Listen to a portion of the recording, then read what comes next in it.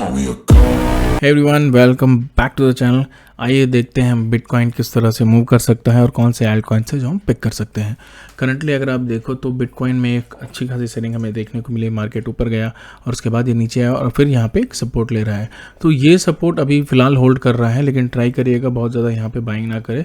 आप हो सकता है कि आप जितना भी अगर 100 रुपये लगाना चाहो तो ऑलमोस्ट 50-60 रुपीज़ यहाँ पे आप एल्ट कॉइन्स पे लगा सकते हो। यहाँ बिटकॉइन बाई करना अभी थोड़ा उतना एवरेजिंग उतना अच्छा नहीं रहेगा, क्योंकि हमने ऑलरेडी आई थिंक इस एरिया में बाई किया था 16-17,000 के आसपास। एक छोटा सा बाई है मेरा, उसके बाद मैं यहाँ पे होल्ड कर रहा हूँ। जो बिटकॉइन अभी फिलहाल बाइड है और मैंने दूसरी बाइंग नहीं की है, तो मैं वेट करूँगा अराउंड 20,000 से 18,000 इस एरिया में। जब बिटकॉइन आएगा इस एरिया में तब मैं हो सकता है कि एक बाइंग और करूँ। तो यहाँ पे अगर आप देखो तो बिटकॉइन में एक सेलिंग आई है और फिर इससे इस सपोर्ट के आसपास बिटकॉइन आ गया। तो हो सकता है कि हमें एक साइडवेज एक्शन हमें देखने को मिले एक सितंबर टू अक्टूबर के आसपास। हमें बहुत ज़्यादा बेरिश या फिर बुलिश सिनेरियो नहीं दिखेगा, क्योंकि हो क्या रहा है कि एल्ट कॉइन्स में बहुत ज़्यादा सेलिंग आ रही है। एल्ट कॉइन्स में एल्टकॉइन का जो प्राइस है वो बहुत ही नीचे आ चुका है। यहाँ पे प्रेशर बहुत ज़्यादा एल्टकॉइन्स पे, तो हो सकता है कि और ज़्यादा हमें सेलिंग देखने को ना मिले, क्योंकि यहाँ पे मार्केट में बहुत ज़्यादा फियर है एल्टकॉइन्स को लेके। लोग एल्टकॉइन्स में अभी फ़िलहाल इन्वेस्टमेंट करने से डर रहे हैं, वो ट्राई कर रहे हैं कि बिटकॉइन में ही रहें। तो ये एक अच्छा ऑप्शन होता है जब जब लोग एल्टकॉइन्स को पे ध्यान नहीं दे रहे हो, तो आप अर्ली पोजीशंस ले सकते हो, आपको होल्ड कर सकते हो। तो यहाँ पे अगर आप कुछ अच्छे एल्टकॉइन्स के बारे में बात करें जिसमें आप पोजीशन ले सकते हो, वन आई थिंक इज़ बीस्वैप। यहाँ पे बेस्वैप जो है वो एक अच्छा इन्वेस्टमेंट हो सकता है, लेकिन यहाँ पे क्योंकि बेस्वैप बहुत अर्ली है तो यहाँ पे हमें पता नहीं इसकी प्राइस एक्शन किस तरह से यह प्राइस एक्शन प्ले करेगा और कितनी देर हमें यहाँ पे जो प्राइस का जो बॉटम है वो हमें कहाँ मिलेगा फिलहाल दूसरे स्विंग के लिए। तो अभी फ़िलहाल बहुत ज़्यादा एग्रेसिव इन्वेस्टमेंट इसमें मत करिएगा, ट्राई करेगा छोटे छोटे इन्वेस्टमेंट करने का। हो सकता है कि 3 या 4 पार्ट्स में अपने कैपिटल को बांट दे जो भी आप बेस्वैप में लगाना चाहो, और फिर आप धीरे धीरे इन्वेस्टमेंट करें। अगर आप फिर देखो तो अक्रम इज़ ऑल्सो लुकिंग गुड। यहाँ पे इनिशियल लिस्टिंग हो और यहाँ से मार्केट नीचे आया, तो यहाँ पे हमें एक रिवर्सल देखने को मिल रहा है। तो अगर मार्केट यहाँ पे इसको आप स्टॉप लॉस ले सकते हो। अगर मार्केट फिर से नीचे की तरफ आए और इसको ब्रेक करते हुए नीचे जाएगा तब यहाँ पे हमें एक एग्रेसिव सेलिंग दिख सकती है, नहीं तो यहाँ पे एक साइडवेज होकर मार्केट ऊपर की तरफ मूव करने लग जाएगा। और अगेन सुई इज़ ऑल्सो लुकिंग गुड। सुई को मैं कंटिन्यूसली अक्यूमुलेट कर रहा हूँ। आई थिंक 0.58 के आसपास मैंने फिर बाइंग किया इसी पोजीशन पे। इस जगह मेरी बाइंग थी, लेकिन यहाँ से मार्केट नीचे गया और फिर वापस इसी एरिया में आ गया। तो हो सकता है इस एरिया में और थोड़े मैं सुई कॉइन्स ऐड करूँ, और ये जो उसका प्रीवियस लो होगा वो मेरा स्टॉप लॉस होगा, और उसके नीचे मैं फिर ट्राई करूँगा। हो सकता है कि यहाँ पे मैं छोड़ दूंगा, हो सकता है और नीचे जाए 0.25 सेंट्स 30 सेंट्स के आसपास मैं फिर से ऐड करूँगा या फिर मैं एवरेजिंग करूँगा। Arbitrum is I am still holding Arbitrum. I think मैंने 1.2 के आसपास बाइंग की थी। यहाँ पे मेरा बाइंग है और यहाँ पे अभी तक मैंने एवरेज नहीं किया है। अगर मार्केट फिर से नीचे आता है अराउंड $0.8 के आसपास, यहाँ पे मैं एक एवरेजिंग करूँगा।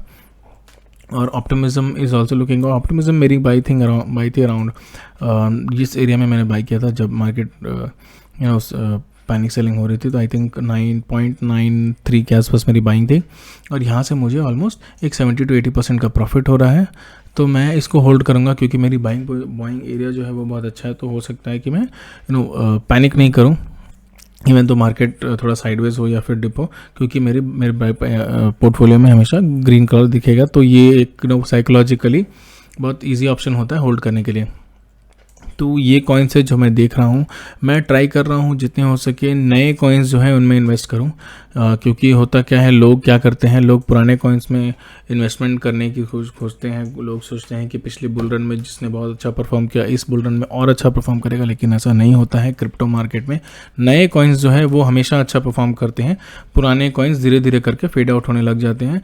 तो अगर आप पुराने कॉइन्स कुछ होल्ड करते हैं तो उनको होल्ड करें, उनको सेल ना करें, क्योंकि मार्केट जब फिर से एक बुल रन के मोड में आएगा तब आप उनको सेल करके अपना मिनिमम लॉस में या फिर कट टू कट में आप उसको सेल कर सकते हो।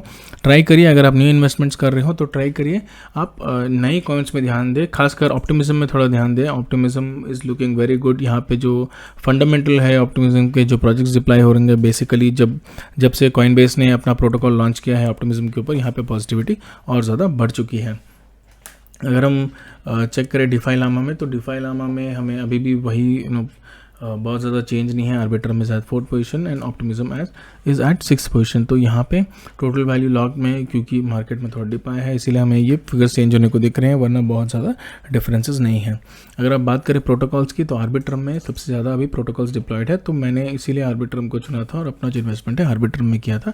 Even though optimism is also talk of the town, but optimism में बहुत ज़्यादा इन्वेस्टमेंट अभी फ़िलहाल नहीं किया, बट धीरे धीरे हो सकता है कि मैं अपना इन्वेस्टमेंट बढ़ाऊँ। अगर आप कॉइनबेस का जो प्रोटोकॉल है उसमें बात करें तो इस लेयर 2 में हो सकता है कि बेस स्वैप जो है वो बहुत अच्छा रिटर्न्स दे दे। अभी फ़िलहाल जो फुली डाइल्यूटेड वैल्यूएशन और 44 मिलियन की है, तो ये अभी बहुत अर्ली है, तो ट्राई करिएगा। बहुत ज़्यादा रिस्की है ये, तो ट्राई करिएगा बहुत ज़्यादा बड़ा परसेंटेज ना लगाएं अपने पोर्टफोलियो का, और वो मे बी 1 to 2% इस तरह के रिस्की कॉइन्स में आप लगा सकते हो। सो that is the update for today guys. Hope कि आप इस तरह के डम्प्स में ना फंस रहे हो। और आप एक चीज़ ध्यान देना, हमेशा जब बेयर मार्केट होता है या फिर इस तरह की सेलिंग आती है तो बहुत बैड न्यूज़ आने लगते हैं, लेकिन जब बुल मार्केट होता है तो हमेशा गुड न्यूज़ आता है।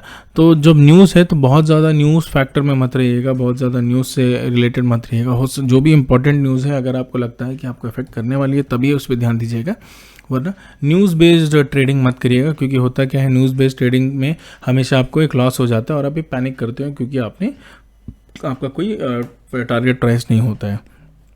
ऑल्सो ट्राई करिएगा ये ट्रैक रखने का कि कौन से कॉइन्स में कौन सी डेवलपमेंट हो रही है। अगर कुछ मेन नेट लॉन्चेस हो रहे हैं या फिर एक अच्छा प्रोटोकॉल डिप्लॉयमेंट हो रहा है, किसी भी बड़ा इवेंट अगर किसी भी कॉइन में हो रहा है तो कॉइन में एक अच्छा पंप हमें शॉर्ट टर्म में देखने को मिलता है, तो ट्राई करेगा वो भी ट्रैक करने का। So that is the update for today guys. I will try to update daily और फिर अल्टरनेट डे में ट्राई करूँगा वीडियोज़ डालने की, so that will have a good update of the market. Thank you so much. Please subscribe to the channel if you like this kind of content and like the video. Thank you.